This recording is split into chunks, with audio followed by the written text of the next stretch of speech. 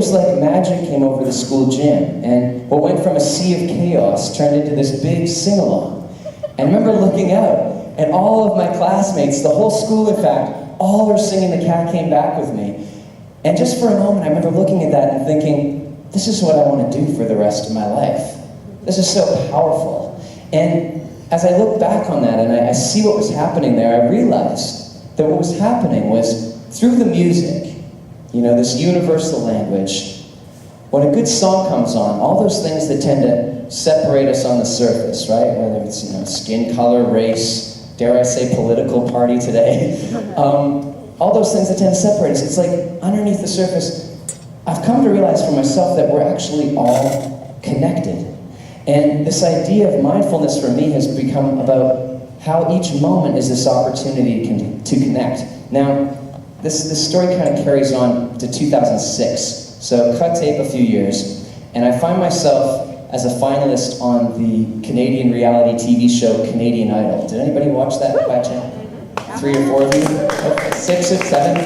Great. So, to my surprise, I was turning 28, and after the age of 28, you're no longer considered a rock star by CTV. So I thought, well, I'm going to go out for an audition. And one thing led to the next, and there I was all of a sudden in Toronto, in the top 22.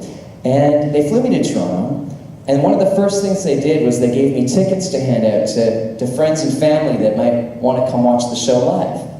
And I was like, well, what am I going to do with these tickets? All my relatives live in Manitoba. So I thought, well, I'm just going to go out on the street and hand these tickets out to random strangers. So I did.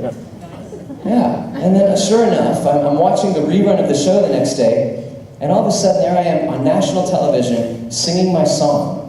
And all of a sudden, the camera pans over in the audience to this group of strangers that I gave tickets to. And the caption comes up, Keith's friends and family. Wow.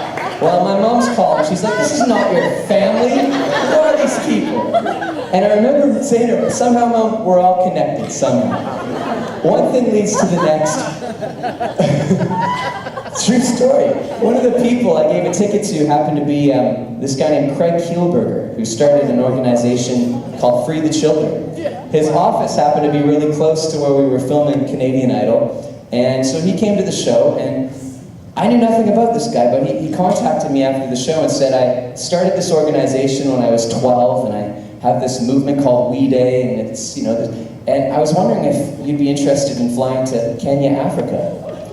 I said, I'd love to, Craig, but I'm so busy. I just don't know if I'm going to be able to make it. But I said yes. And I got on a plane, and I flew to Kenya, Africa, and I arrived in Africa. And it was one of the most profound times of my life. I spent 2 summers there, 2 months each time. And from the ground up, I worked with a team of people, some locals in the community, some other volunteers, and we literally built schools for students that wouldn't have had a chance to go to school.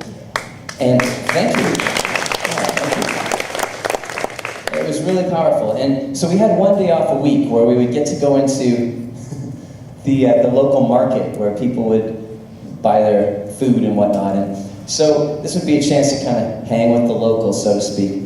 So we went into this market, myself and I was with my bandmate at the time, Renee, and we'd walk around this marketplace, and there was people literally bartering for used clothing and food that was going bad, and there was just poverty around. And despite all the poverty, the thing that struck me the most was that these people would gather in the streets, and despite the living conditions, it was like this spontaneous flash mob, like actually spontaneous, not planned, where they would just gather and they'd start singing. And I was so inspired by it. It was like this joy welled up in them while they were singing. So back at the work site, a week later, I got this idea to bring my guitar into the market and jam with these people. Have you ever had one of those ideas where you're like, this is a good idea, and then you're executing it, and all of a sudden you have all the regret in the world, like, I don't know if this is a good idea. So this is me. I'm walking into the market with my guitar, and in my mind I'm thinking, yeah, this is good, but they don't speak English, they speak Swahili. Like, I'm going to be so odd if I just start playing songs. And all of a sudden a whisper came in and said, play Bryan Adams. Everything I do it for you. Random, I know. So I show up in the market, and I'm already halfway there, so I figure I might as well. And I open my case, and I start breaking into, look into my eyes, start singing the song. And at the end of the song, these two guys come up to me and they say, what's your name? And just jokingly I said, my name's Brian. They said, you're Brian Adams? I'm Brian Adams. Just for today at least. And what carried on after that was this incredible exchange of energy where they were singing with me, surprisingly, and they were teaching me songs in Swahili. Now, this next piece I've come to realize was actually mindfulness. At the end of the jam session, this volunteer came up to me. He said, we haven't met yet, but I've been watching this spontaneous jam happen here in the market. And back where I live, I own a company. And I know this is a very random request, but a few weeks ago, just before I left to come volunteer here, I was speaking with a couple of the other executives at our company, and we were actually trying to figure out who we could have for musical entertainment for a party we're having for our company staff. And I've been watching this take place here, and I was wondering if I could fly you to where I live and you could come play at the party. Now, I don't know, I mean, I've grown up, don't talk to strangers. We're in the middle of Africa. To get on a plane with a stranger feels a little dodgy. But I did, got on a plane. And I ended up flying to where this man lived. He lived in the city of Dubai. And I hadn't even heard of this place. I do what? And I get off the plane, and I arrive in Dubai, and literally, there's skyscrapers reaching up to the sky everywhere, just being built. There's all-you-can-eat buffets in the hotels. Everyone's driving brand new cars. They even had a fake downhill ski slope in the shopping mall, if you could believe it. So, I start playing music at this party for some of the wealthiest people that I've ever met. And it struck me in that moment, because as I was playing the music, the same songs I'd been playing in Kenya for 2 months, I had the same reaction from the people. It didn't matter whether you were rich, poor, a different skin color, race, culture, dare I say political party. The music came on, and people were smiling and connecting and laughing. Even tonight, you just watch as some music comes into the room here. It's just, there's an inherent connection between all of us that I've come to discover. And to me, it's all about the present moment. So, if I could leave you with some parting words from this discovery of mine, I'd have to say that now is the moment of power. And when we're paying attention, when we're not making our Costco shopping lists in our head or worrying about what so-and-so are thinking of us, when we're really here in the moment, I've come to find this is really what it's about, is to be honoring this connection. And to me, this has become a mindfulness practice. So I'll leave you with one last little bit. A story from Idol. I got to work with this amazing vocal coach named Deborah Bird. She's coached some of the greatest singers in the world.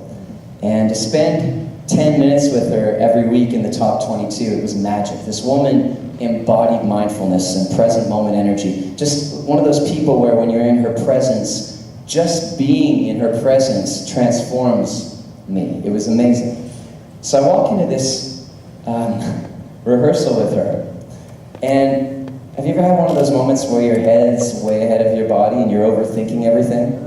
Yeah? So I'm walking into this rehearsal and my mind's just racing, like I don't even know if I know the lyrics to this song, is it gonna be okay? And so I walk in and there's like 5 cameras instantly all filming. I meet Deb, the song starts. I realize that I'm trying to sing, but I'm actually talking between every line of the song. I'm like, is this okay, Deb? Is this the right? So about 30 seconds in, she just goes, stop, pause. In my head, that voice came back. It goes, you are totally failing and you're gonna get eliminated before you even get to sing on the show. She just stares me down with the most intention, and she looks at me and she says, just breathe. Just take a breath with me. And I did what most of you in the cheap seats did. I barely breathed, and she knew it. So she looked at me and she said, take another one. And then she took my hands and she looked me in the eyes and she said, now sing. And the music came on.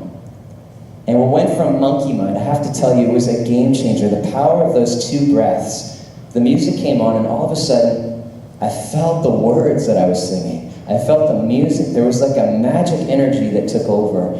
And it was that connection. So tonight, don't die with the music still in you. It's here right now in this moment. And I'm just honored to be here with you, sharing it and experiencing all of this. And I hope you have a wonderful evening.